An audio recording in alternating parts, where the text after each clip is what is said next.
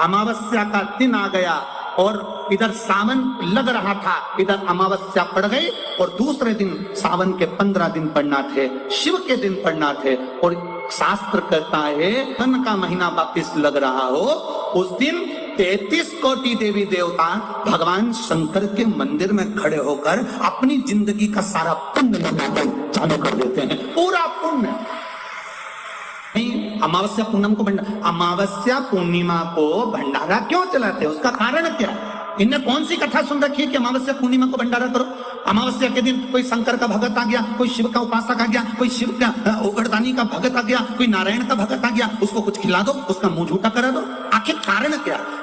बड़े बड़े घरों में ब्राह्मणों को निमंत्रण दिया जाता है, अमावस्या पंडित जी आ जाना, भोजन कर जाना, पूर्णिमा पंडित जी आ जाना, भोजन कर जाना, पूर्णिमा के दिन कथा कर जाना, अमावस्या के दिन कथा कर जाना। अमावस पूनम का ऐसा योग क्यों बनता है? उसका कारण केवल एक, शिव महापुराण की कथा कर रही है।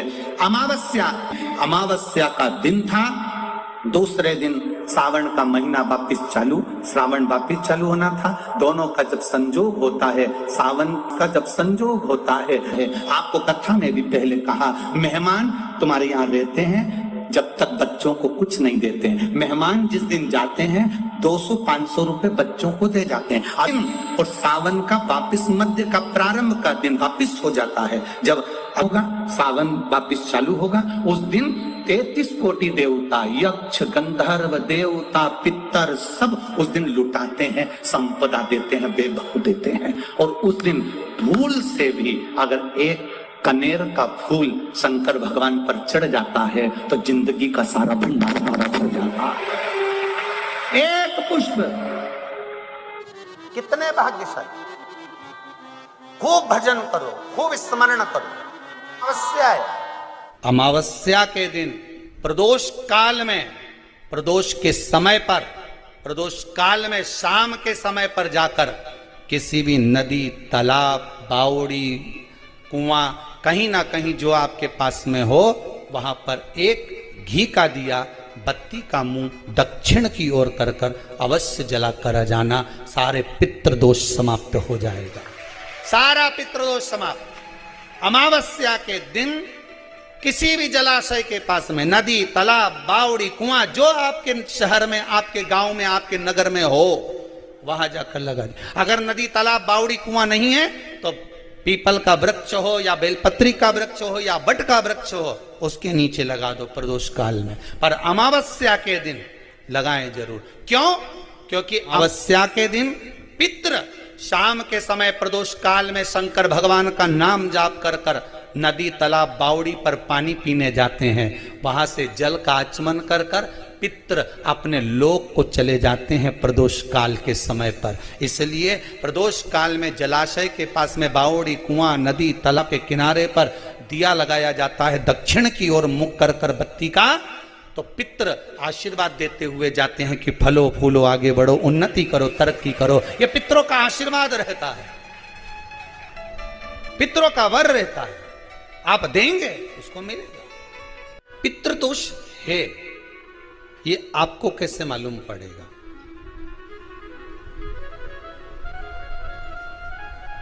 पितृ भूखे हैं, इसका तो वर्णन हमने पहले कर दिया कि रात्रि को जब आप सोने के बाद में 1-1.5 घंटे बाद अगर आपकी नींद खुल जाए, 1 घंटा 1.5 घंटा आप सो लिए, उसके बाद जो नींद खुली तो 1-1.5 घंटे तक अगर आपको नींद नहीं आ रही है, रात्रि को सोने के बाद में 1 घंटे बाद जब उठे तो आपको प्यास लग गई, भूख लगने लगी, प्यास लगने लगी कि मेरे को पानी पीना पड़ेगा, घबराहट हो रही, पानी पीना पड़ेगा। 1-1.5 घंटे सोने के बाद अचानक नींद खुले और आपको प्यास लगे, समझ लेना आपके पितृ भूखे हैं और प्यास है।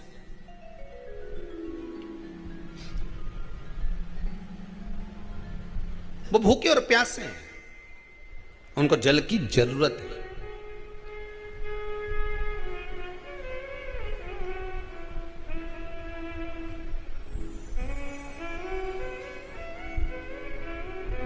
किसी भी नदी में, सरोवर में, कुंड में, बावड़ी में, तालाब में, आप तीर्थ में जाकर जब स्नान करते हैं तो स्नान करने के बाद एक काम का नियम बना लो कि अपने हाथ की अंजलि में जल लेकर अपने पूर्वजों को देना।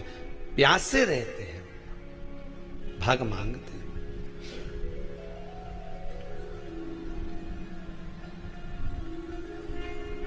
भाग प्राप्त करना। 3 वृक्ष पितरों के तुल्य हैं। पहला पीपल, दूसरा बट वृक्ष, तीसरा बेलपत्र का वृक्ष। ये पितरों के तुल्य हैं। अगर आपको रात्रि में नींद नहीं आ रही है, ऐसा लगता है कि रात्रि को 1 घंटा 1.5 घंटा सोने के बाद कुछ गलत गलत विचार आने लगते हैं, नींद सुबह 3 बजे तक 4 बजे तक नहीं आती, 4 बजे के बाद फिर नींद आती है, तो एक प्रैक्टिकल जरूर कर देखना। एक प्रैक्टिकल करने में क्या जाता है, प्रयास करने में क्या कुछ जाता है क्या? प्रैक्टिकल कर देखना कि कहीं सीवर वाला महाराज झूठ तो नहीं बोल रहा, तो प्रैक्टिकल करने में कुछ नहीं जाए। 1 लोटा पानी लो, उसमें थोड़ा सा कच्चा दूध डाल लीजिए। बेलपत्री का पेड़ या पीपल का पेड़ या बट का पेड़, इन पेड़ के नीचे ले जाकर उस दूध को दोपहर में सुबह 10 बजे से लेकर 12 बजे के बीच में ले जाकर चढ़ा दीजिए। रात्रि को फिर ना आपको प्यास लगेगी ना भूख लगेगी, नींद एक बार लगी तो सुबह ही खुलेगी। प्रैक्टिकल करने में क्या जाता है? पानी डालने में तुम्हारा कुछ जाएगा? अरे बोलो तो सरी, हमें 10 रुपया का दूध जरूर उसमें, और तुम इतनी चतुर हो, इतना सारा दूध थोड़ी डालोगी, तो 2 चीज गड्ढा लगेगा। कहाँ तुम इतना डालने वाली हो है?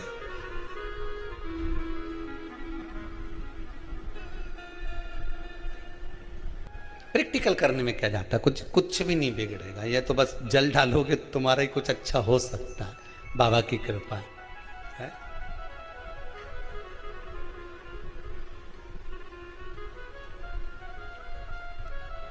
तीन वृक्ष पितरों के तुल्य हैं। पहला जम के बोलिए पीपल, दूसरा बट वृक्ष, तीसरा बेलपत्री का वृक्ष। 3 पीपल के वृक्ष में 52,000 ब्राह्मण एक साथ निवास करते हैं, इसलिए पितृतुल्य है। बट वृक्ष ब्रह्मा जी के मस्तक से बना, इसलिए पितृतुल्य है। और बेलपत्री का वृक्ष माता पार्वती जी के अश्रु से बना। जब आंसू गिरे थे माता जगत जननी जगदम्बा पार्वती के, उस समय पर पितृलोक में हलचल उत्पन्न हो गई थी। हमारी नातिन की आंख में आंसू कैसे आ गए? मैनावती की पुत्री है।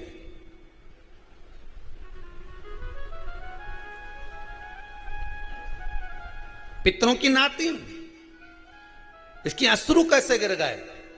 पार्वती जी ने कहा ये आंसू नहीं, मेरा पुण्य भाग प्रकट करती हूं बेलपत्री के रूप में। तो पितरों ने वर दिया था कि ये बेलपत्री का वृक्ष हमारा आशीर्वाद है, इसके नीचे अगर कोई दीप लगाता है, शिव को स्पर्श कर चढ़ाता है, उसके पितरों की शांति होगी। हम स्वयं उसको आशीर्वाद देने के लिए पधारेंगे। बेलपत्र का वृक्ष पितृतुल्य।